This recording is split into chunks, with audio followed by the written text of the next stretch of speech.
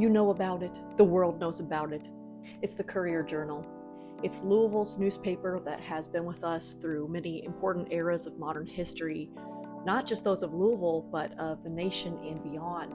And the paper has won 11 Pulitzer Prizes so far.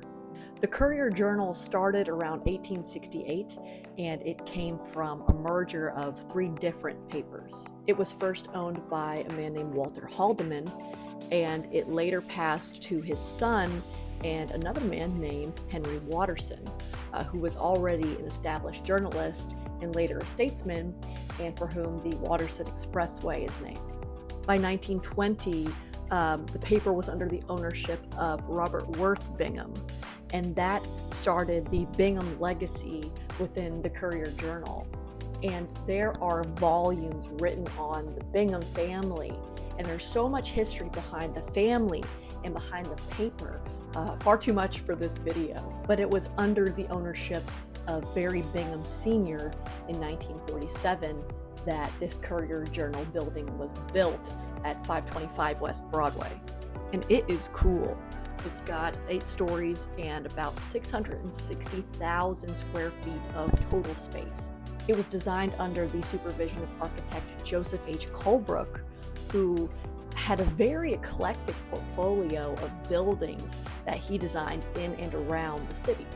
The style of this building is called art or streamline moderne or moderne, depending on how French you want to sound. This style emerged around the 1930s, and it placed emphasis on long horizontal lines, rounded corners, flat roofs, and bands of windows that may also curve, like we see here in the Courier-Journal building. And my research suggests that the straight lines that curve at the end are symbolic of the speed of the machine age, which is so fitting for a building that's housing a newspaper.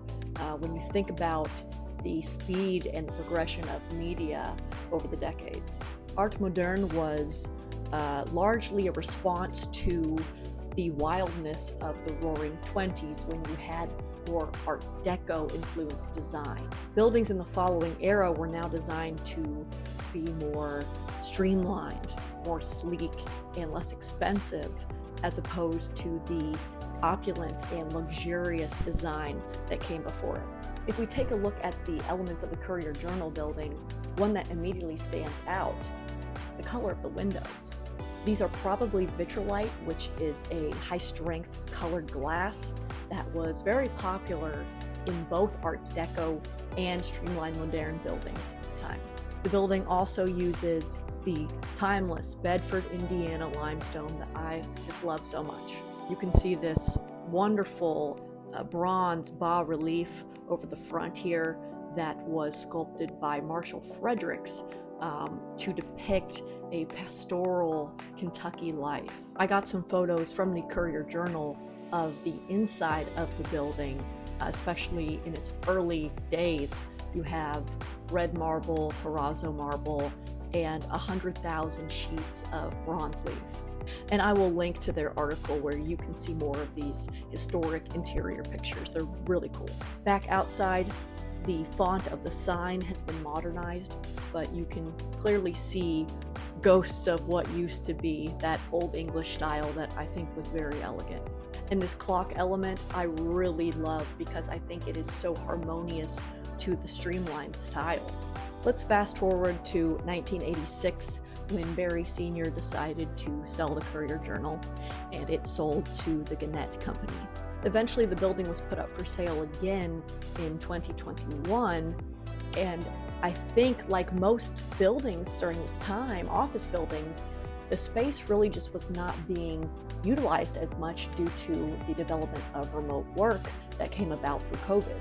And really, it's sort of poetic, I think, that the speed of the machine age is once again a force here and has caught up to the building and the journal.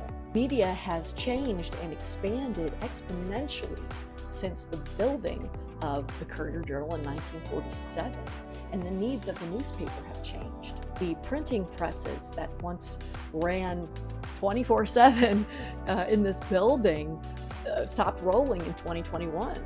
Despite all these changes, the Courier-Journal is still a tenant here, and this is still its headquarters. And there are changes yet on the horizon.